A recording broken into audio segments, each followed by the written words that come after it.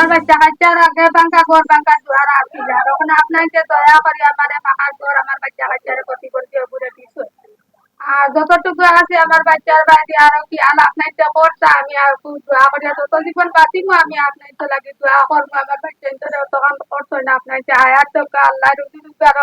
আল্লাহ রহমত দেখা ও একটু ছোট বাচ্চা আমি লেখাপড়া খরচ দিতে পারি না তারে আপনার খেয়াল করো